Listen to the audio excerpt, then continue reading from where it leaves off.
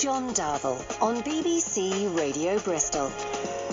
Now, when Philip Schofield revealed that he was gay, some were shocked, some surprised, and some just didn't care. It mattered to Philip Schofield, married man, father of two, because he'd been wrestling with his sexuality and it was affecting his mental health and his relationships.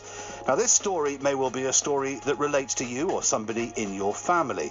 It certainly relates to a guest who's been on the programme a few times before, Emma Jane Webber, who is Miss England Curve 2018-2019, Miss Bristol Curve, and she has a new pageant accolade to add to her many pageant accolades.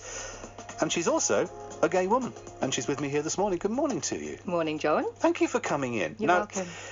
We've been talking for a few years now, yes, and you have always been incredibly honest about your size, your weight, your backstory, celebrating who you are, being comfortable in your own skin. Yep. You've been on phone-ins when we've talked about body image. Absolutely, yeah.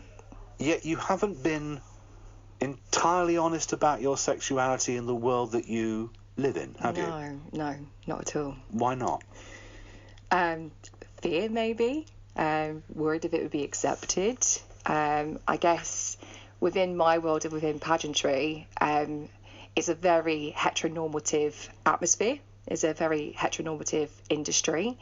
And also in being involved in internationals and different countries and their backgrounds and their beliefs on it as well, I thought if I expose myself, then potentially it could be career ending as well at some point. So, I mean, it's a bit like the Premiership, the football world, that there isn't a single openly gay football player in the English Premier League, which is statistically impossible. Correct. It just is statistically impossible.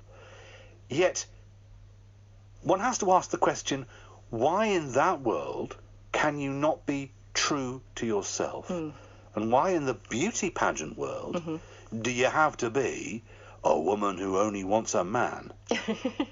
Why do you think that is? Is it because of the beauty aspect, that beautiful women only are there to be beautiful to attract men?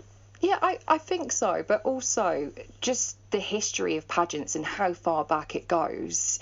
There was nowhere really for anyone to be, I guess, as open, and especially as a femme lesbian as well, as it's known as, you kind of become invisible. What's a femme lesbian? I mean, stereotypically, if you look, typical female, so you've got the long hair, you wear the makeup, you do the heels, you're quite a girly girl, and you're known as a femme lesbian, so you're quite feminine, compared to somebody who may look maybe more butch-like, I'll use that term, with kind of short hair or very stereotypical, I guess, lesbian look, as we would call it on the scene. But when you are femme, you do become quite invisible, and people just assume a lot of the time, and that's a lot of the experience I had, is just that assumption, especially when I was competing in the Mrs. category. They naturally would just assume I would be married to a man. Because I suppose that naturally in the beauty pageant world, I mean, we talked about this before, and this is why I find this interesting, which is one of the reasons I'm so glad you're here, is the beauty pageant world. You had David Hamilton or some celebrity going on, now Miss Northwest, and on would come Miss Northwest to want world peace in a bikini, and it was it was for men, wasn't it?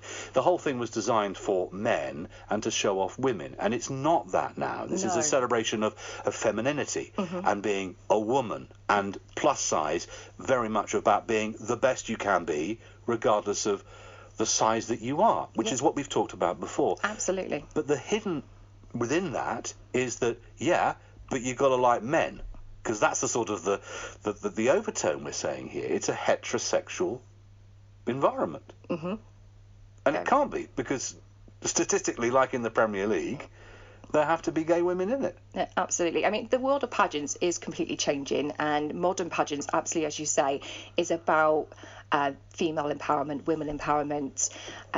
You kind of is moving, I guess, with the times. The top 5 pageants in the world, all queens are now women of colour, which is amazing, since December 2019. So now I kind of feel it's a time that we get more queens out there from the LGBT community. What I'm noticing right now is that you're very, very nervous. Yeah, I am. Now, this is the first, because we've spoken a number. No, you've never, ever been this nervous. No. You've never been. And you've got your son out there as well. Yes. Why are you nervous? Tell me why you're nervous. Forget everyone's listening. Tell me why you're nervous. I don't know. It's like coming out all over again. So, I mean, when you initially come out, it is such a huge thing, with incredible, like, heightened emotions, with kind of guilt and fear, but relief and celebration. It's a crazy time, and it's a lot to deal with. It can affect many people's mental health as well. But although I've never, I guess, denied my sexuality, I've never really been open with it. So yeah, I feel like I'm coming out all over again, if I'm honest with you. But you did come out in your 20s, didn't you? Yeah, I came out in my 20s. I'm about 24.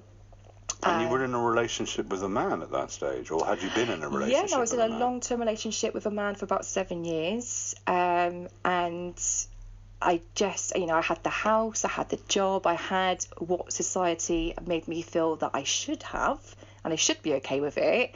And for years I battled with it when I was in that relationship, and it got to the point where I couldn't live my life for other people anymore, and I was miserable. It was really affecting my mental health. So you could relate to what Philip Schofield was talking about. Absolutely. Because it's interesting, all the stories that were floating around over the last year or so about Philip Schofield being a bully and Philip Schofield not being very nice to work with and everything else, it would appear that all that was down to the fact that the man was going through absolute turmoil. Yeah, absolutely. 27 years married, 2 daughters, and he was gay. Yeah. And he couldn't get it out. Yeah.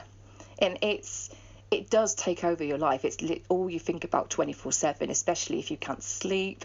The incredible guilt that you feel, especially when you're in a relationship or married, it's incredible. I can't even describe it with words. It's such a strong feeling. When you did come out, when you were 24, you obviously would have told your parents. Yes. And? Oh, they were amazing. I remember telling my mum, and I was in tears on the sofa. She even said to me herself, she was like, "Love, I could have told you this a few years ago." And of course I was like, "Well, why didn't you tell me then?" But of course, she was worried she could be wrong or anything like that. But she was great. I remember crying, going, "Oh my God, can you tell Dad for me?" Because I was so scared to tell Dad and my grandparents. And then we went round to a family party, and it was just brilliant. She started putting all different songs on around, like, I'm coming out, and Shania Twain, I feel like a woman. And it became, even though it was a laugh, it was a relief, and it was really nice. So I have a really supportive family, and I'm very, very lucky, unlike others.